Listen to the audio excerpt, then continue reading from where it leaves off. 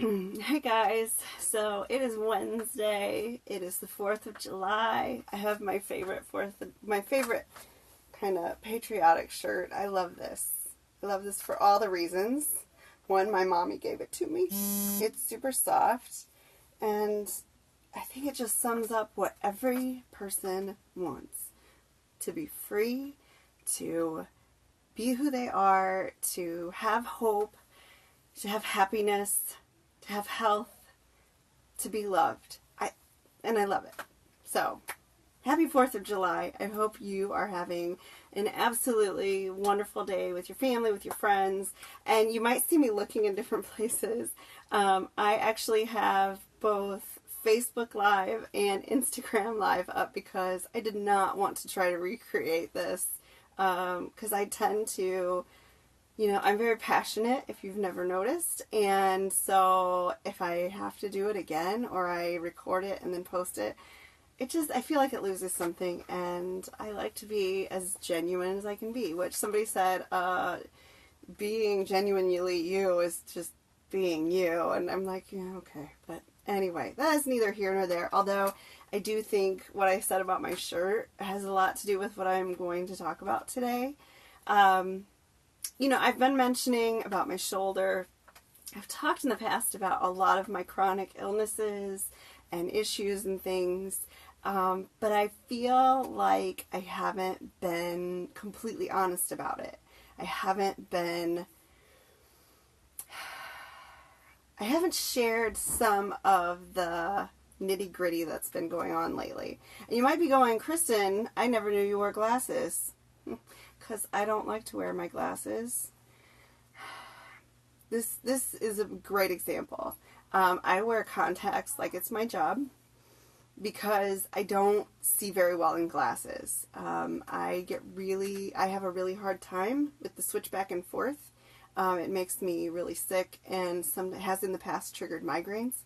So I don't hardly ever wear my glasses except at night when I absolutely need to take out my contacts and, hey Rebecca, and give my eyes a break.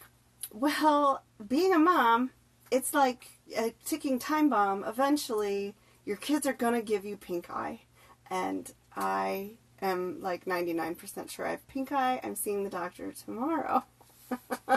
So it is glasses for me for a few days, which is humbling to me.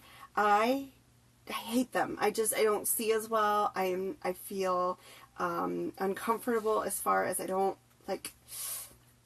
It feels like, I don't know. It's just not.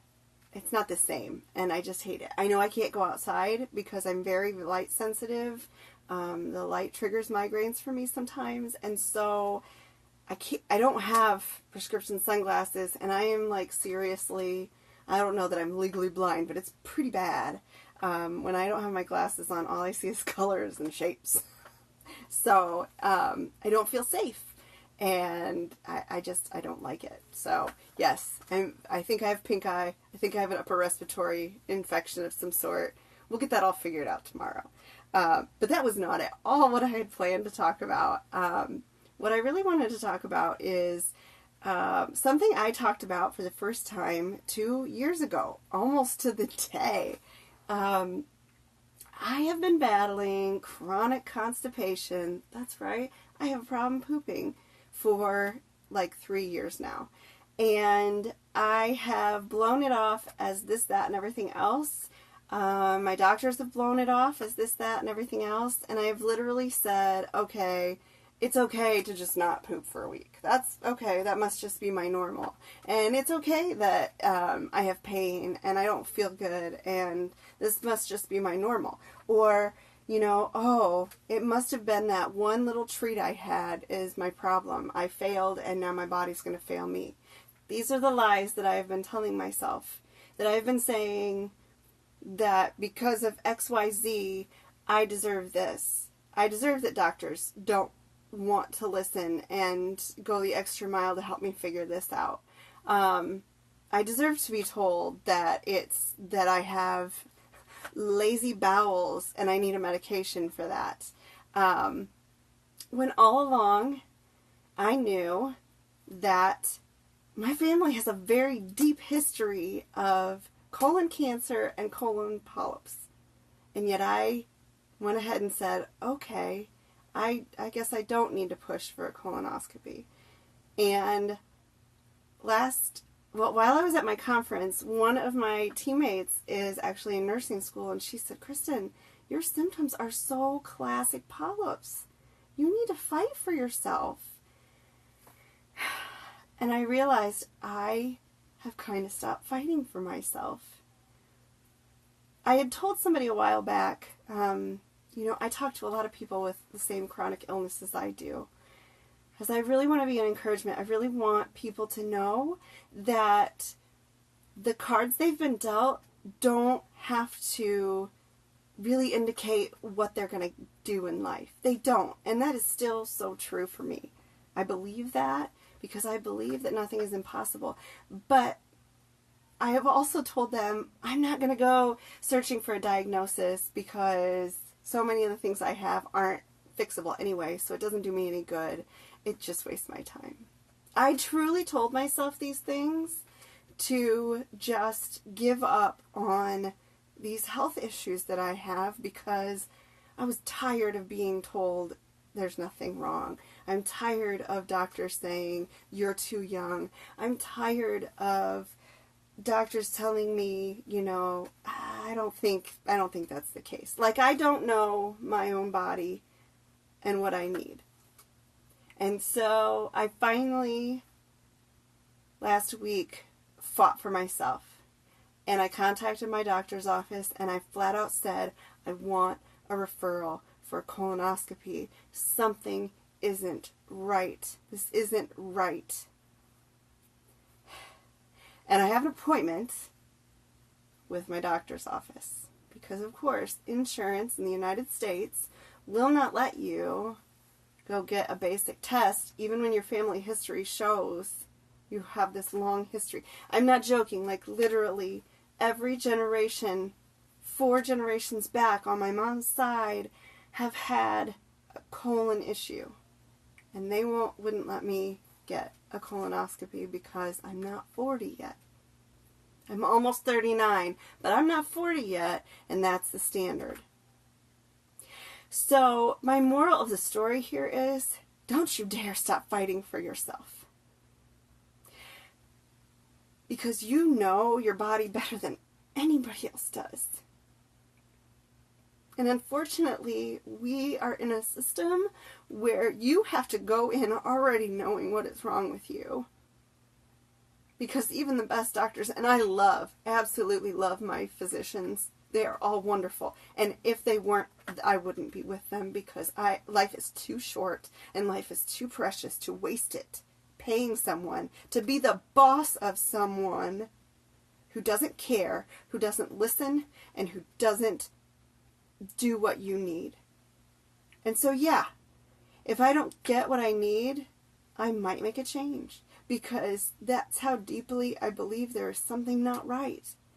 And I've let it go on for far too long. And shame on me. Here I am touting faith, having health and going for what your body needs. And I wasn't doing it myself. And, I deep down I believe everything's going to be fine. Because, good grief. Goodness knows I have been through thing after thing after thing after thing. And that is okay.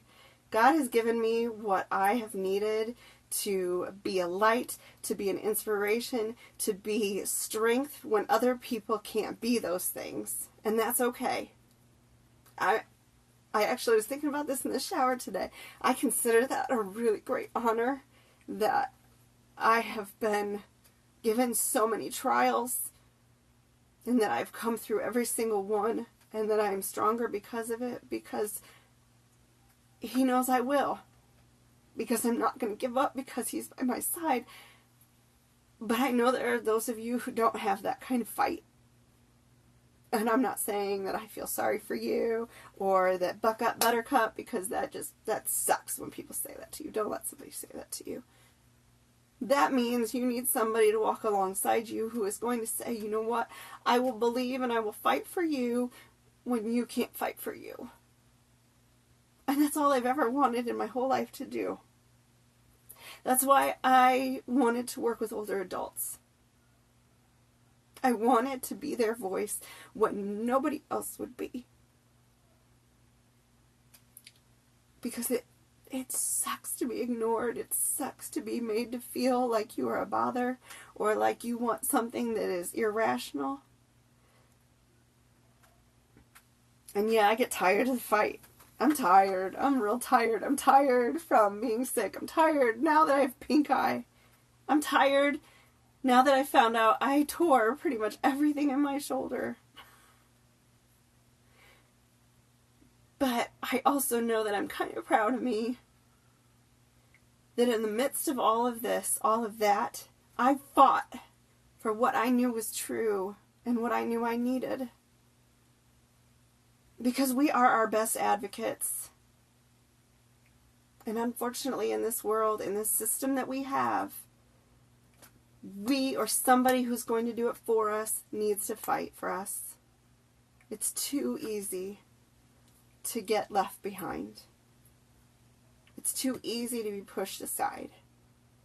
Nobody deserves that.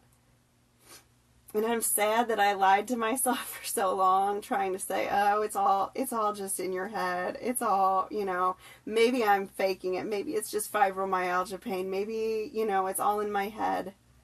Maybe I'm just being a wimp. You know when there's something going on. And nobody can tell you that you don't.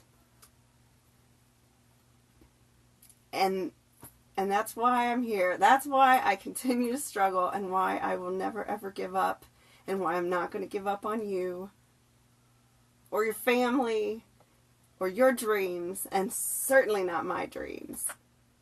No way. I got way too much to do. I've got way too many people to help to let these little things stop me. They might slow me down a little bit. Like I'm trying to figure out how things are going to work out with this. That's okay, because you know what? That's when I rely on my team. I rely on my friends and my family, and I rely on my Lord because He is going to see me through each and every one of these trials. He wouldn't have given them to me if I couldn't make it through with Him. So, I got this. I had a little pity party, but I'm over it. I'm good. I'm ready to fight. And as always, I am ready to fight for you. Know that you don't have to do any of this alone. You don't. That is why I am doing this, so that I can help people like me, like my family, like my friends, to have a better, healthier life, to fight for what they need. Thank you so much for hopping on this holiday. It means the world to me that people took time out. That's just so awesome. I hope you all know how important you are to me and that you deserve the very best life and that you should never stop fighting for that. And isn't that what we're celebrating today? That we all fought for a better life? So enjoy this day. Enjoy this life. Come fight with me for you, for your family, and have a better life. Have an awesome 4th of July.